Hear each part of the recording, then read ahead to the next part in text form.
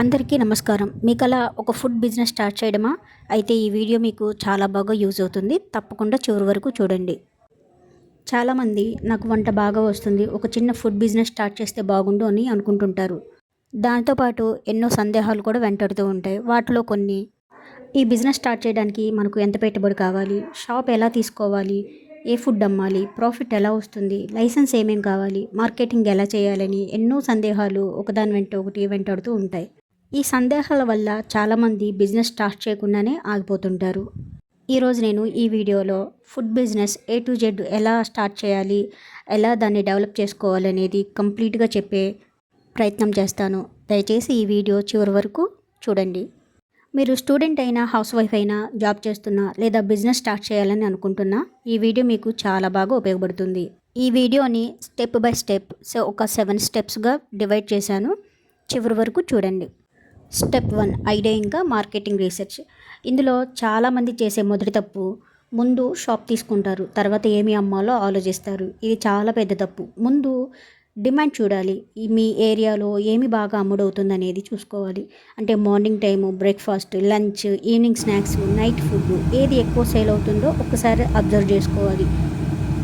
దీనికోసం Google maps open చేయండి. మీ దగ్గర ఉన్న ఫుడ్ షాప్స్ సెర్చ్ చేయండి. వాళ్ళకి ఎంత రేటింగ్ ఉంది, ఎన్ని రివ్యూస్ ఉన్నాయి అనేది చూసుకోండి. ఈ రివ్యూస్ చాలా వరకు ఒకదానికొకటి వేరియేషన్ ఉంటుంది. ఫర్ ఎగ్జాంపుల్, ఫుడ్ చాలా బాగుంది కానీ వెయిటింగ్ టైం ఎక్కువ అని ఒకటి, పార్కింగ్ లేదు అని మరొకటి, క్వాంటిటీ తక్కువ, ప్రైస్ ఎక్కువ. ఇవి మీకు గోల్డ్ లాంటివన్నమాట. ఇలాంటి ఛాన్స్ని అస్సలు మిస్ చేసుకోవద్దు. కస్టమర్స్ ఏం కోరుకున్నారో వాళ్ళే మీకు చెప్తున్నారు. ఇంకో విషయం ఏంటంటే, కాంపిటీషన్ చూసి అస్సలు భయపడకండి. కాంపిటీషన్ ఉంటేనే డిమాండ్ కూడా ఉంటుంది. మీరు కొన్ని విషయాల్లో చాలా జాగ్రత్తగా ఉండాలి. అవి ఏంటంటే, ఫాస్ట్ సర్వీస్ ఇవ్వడం, కిచెన్ క్లీన్గా ఉంచుకోవడం, అందుబాటు రేట్లకే మీ ఫుడ్ని ఆఫర్ చేయడం, మీరు చేసే వంటకాల్లో సరికొత్త టేస్ట్ని తీసుకురావడం, ఇంకా కస్టమర్స్తో మీకుండే ఫ్రెండ్లీ బిహేవియర్.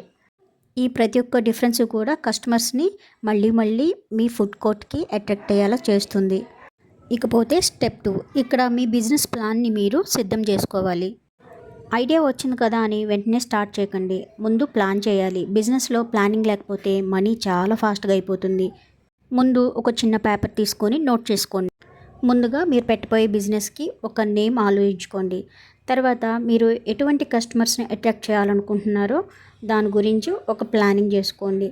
మీరు ఎంత ఇన్వెస్ట్మెంట్ పెట్టాలనుకుంటున్నారు, డైలీ ఖర్చులు ఎంతవరకు అవుతుంది, ఇంకా మనం ఎంత సేల్స్ ఎక్స్పెక్ట్ చేస్తున్నాము, దీనిలో లాభం ఎంత ఉంటుంది, నెలవారీ ఖర్చులు ఎంత అవుతాయి, ఇంకా ఒకవేళ మనకు ప్రాఫిట్ రాకపోయినా సరే మనం ఎమర్జెన్సీగా కొంత మనీ పక్కన పెట్టుకోవాలి. ఇవన్నీ నోట్ చేసుకోవాలి. ఫర్ ఎగ్జాంపుల్ ఎలా ఉంటుందంటే, ఈ బడ్జెట్ ప్లానింగ్ కిచెన్ ఎక్విప్మెంట్ ఎంత అవుతుంది, గ్యాస్ ఖర్చు, ఫర్నిచర్ ఖర్చు, freezer, fridge, packing materials, raw materials, ఇంకా లైసెన్స్కి ఎంత ఛార్జ్ అవుతుంది, ఎటువంటి లైసెన్సెస్ కావాలి, ఈ మార్కెటింగ్ బడ్జెట్ ఎంత, ఎమర్జెన్సీ ఫండ్ ఎంత పెట్టుకుంటున్నాం, ఇవన్నీ ముందుగానే క్యాలిక్యులేట్ చేసుకొని పక్కన ఉంచుకోవాలి. ఇంకొక ముఖ్యమైన విషయం ఏంటంటే, ఏ బిజినెస్ అయినా సరే స్టార్ట్ చేయగానే ప్రాఫిట్స్ ఏమి రావు. మొదటి 3 నుండి 6 నెలల వరకు ప్రాఫిట్స్ అస్సలు రాకపోవచ్చు. దానికోసం ఎటువంటి నిరాశ చెందనవసరం లేదు. అందుకే ఎమర్జెన్సీ ఫండ్ ఉండాలని చెప్పేది. అయితే ఫస్ట్ 1 మంత్ గోల్డెన్ టైమ్గా చెప్పుకోవచ్చు. మీ బిజినెస్ ఓపెనింగ్ తర్వాత మొదటి 30 రోజులు చాలా కీలకం. ఈ సమయంలో reviews, photos, social media content ఎక్కువగా చేస్తే ఫ్యూచర్ సేల్స్పై ప్రభావం ఉంటుందన్నమాట. ఇది బెస్ట్ సెల్లర్ ట్రిక్ అన్నమాట. స్టెప్ 3, ఇక్కడ మనం మెనూ ఇంకా వాటి రేట్లు ఎలా పెట్టాలనేది మాట్లాడుకుంటున్నాం. చాలామంది మెనూలో దగ్గరకు ఒక 80 ఐటమ్స్ వరకు పెడుతూ ఉంటారు. ఇది చాలా పెద్ద తప్పు. మొదట 5 నుండి 10 ఐటమ్స్ మాత్రమే పెట్టుకోండి. ఎందుకంటే ఫాస్ట్ సర్వీస్ ఉంటుంది, క్వాలిటీ బెటర్గా ఉండాలి, కస్టమర్కి కన్ఫ్యూజన్ ఉండకూడదు.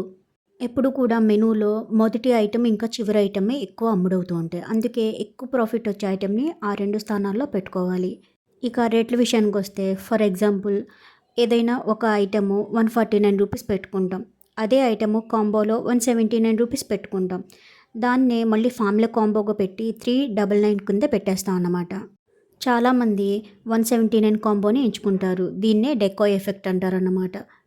ఇది చిన్న ఉదాహరణకు మాత్రమే. అసలు మనం ప్రైజెస్ ఎలా పెట్టాలంటే, ఫర్ ఎగ్జాంపుల్ మనకు chicken cost, oil cost, masala, gas, packing, electricity, ఇంకా daily labour, rent, delivery commission అన్నీ కలిపి కాస్ట్ క్యాలిక్యులేట్ చేసుకోవాలి. ఆ తర్వాత ప్రాఫిట్ కూడా యాడ్ చేసుకొని మన ప్రైస్ అనేది డిసైడ్ చేసుకోవాలి.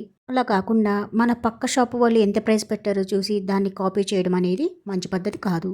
నెక్స్ట్ స్టెప్ 4కి వెళ్దాము. ఇక్కడ ఏంటంటే లైసెన్స్ ఇంకా రిజిస్ట్రేషన్స్ గురించి డిస్కస్ చేసుకుందాం. మనం చేసే ఏ బిజినెస్ అయినా లీగల్గా ఉండేలా చూసుకోవాలి.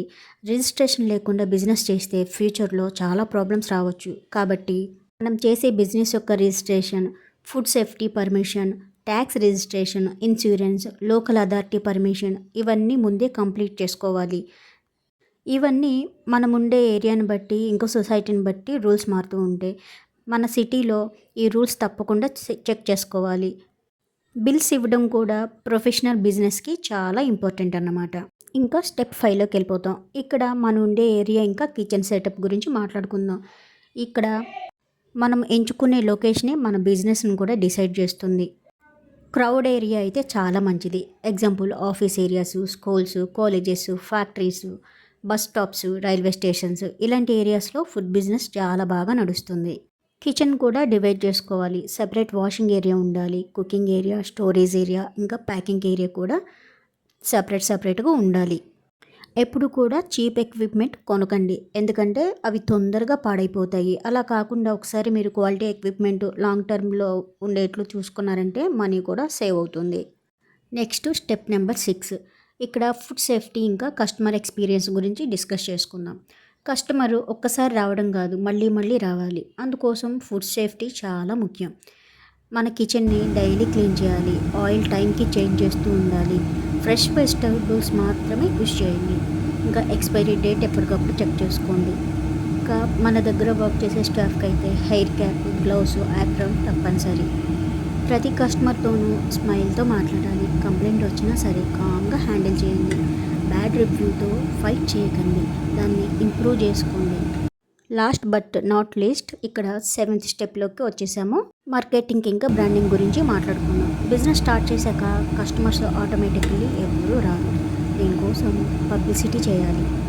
గూగుల్ బిజినెస్లో ప్రొఫైల్ క్రియేట్ చేయండి. ఇన్స్టాగ్రామ్ పేజ్ ఓపెన్ చేయండి. ఫేస్బుక్ పేజ్ క్రియేట్ చేయండి. డైలీ ఫొటోస్ అప్లోడ్ చేయండి. రీల్స్ అప్లోడ్ చేయండి. Kitchen videos, cooking videos, customer reviews, ఇంకా మన షాప్లో ఉన్న offers, combo deals, festival offers, launch offers ఇవన్నీ కూడా పోస్ట్ చేస్తూ ఉండాలన్నమాట. ఫుడ్ డెలివరీ యాప్స్ కొన్ని ఉంటాయి, వాటిలో రిజిస్టర్ అవ్వండి. ఆర్డర్ చేసిన ప్రతి కస్టమర్ నెంబర్ కూడా కలెక్ట్ చేసి అందులో వాట్సాప్ ఆఫర్స్ పంపుతూ ఉండండి. ఒక విషయం గుర్తుపెట్టుకోండి, రిపీటెడ్ కస్టమర్సే బిజినెస్కి ఎప్పుడు కూడా బ్యాక్ బోన్ లాంటి వాళ్ళు. ఇక్కడ మీకోసం ఇంకొన్ని టిప్స్. టిప్ నెంబర్ 1, మనం ఎప్పుడు కూడా లోన్ తీసుకొని లగ్జరీ ఇంటీరియర్స్ చేయనవసరం లేదు. మన కిచెన్ క్లీన్గా ఉంటే చాలు. ఫస్ట్ డేనే లాంగ్ మెనూ పెట్టనవసరం లేదు. పెట్టిన 10 ఐటమ్స్ అయినా సరే టేస్టీగా ఉండాలి, ఫాస్ట్ సర్వీస్ చేయాలి. టిప్ నెంబర్ 3, క్వాలిటీని తగ్గించకండి, కన్సిస్టెంట్ క్వాలిటీని ఎప్పుడు మెయింటైన్ చేయాలి. టిప్ నెంబర్ 4, కస్టమర్ని ఎప్పుడూ ఇగ్నోర్ చేయొద్దు, వారితో ఎప్పుడు మనం ఫ్రెండ్లీ బిహేవియర్ని మెయింటైన్ చేయాలి. ఈ టిప్స్ని ఫాలో చేస్తే బిజినెస్ గ్రో అయ్యే ఛాన్స్ చాలా ఎక్కువగా ఉంటుంది. ఈరోజు మనం ఫుడ్ బిజినెస్ స్టార్ట్ చేయడానికి కావాల్సిన 7 కంప్లీట్ స్టెప్స్ని కూడా చూసాం కదా. ఈ ఒక్క వీడియోని సేవ్ చేసుకోండి. బిజినెస్ స్టార్ట్ చేసే ముందు మరొకసారి పూర్తిగా చూడండి. ఈ వీడియో మీకు ఉపయోగపడితే లైక్ చేయండి. మీ ఫ్రెండ్స్లో బిజినెస్ స్టార్ట్ చేయాలని అనుకునే వాళ్ళకి తప్పకుండా ఈ వీడియోని షేర్ చేయండి. ఇక్కడ మనం డిస్కస్ చేసుకున్న 7 స్టెప్స్ గురించి మీకు ఏదైనా డౌట్ ఉన్నట్లయితే కామెంట్ చేయండి, నేను తప్పకుండా ఆన్సర్ ఇస్తాను. ఇక్కడ బిజినెస్కి సంబంధించి లీగల్గా డాక్యుమెంట్స్ ఎలా అప్లై చేసుకోవాలి ఏంటి అనే దాని గురించి ఏమైనా వీడియో కావాలంటే ఒక కామెంట్ చేయండి, వాటి గురించి కూడా కంప్లీట్ ఇన్ఫర్మేషన్ ఇస్తాను మీకు. మళ్ళీ మరో మంచి వీడియోలో కలుద్దాం. Thank you.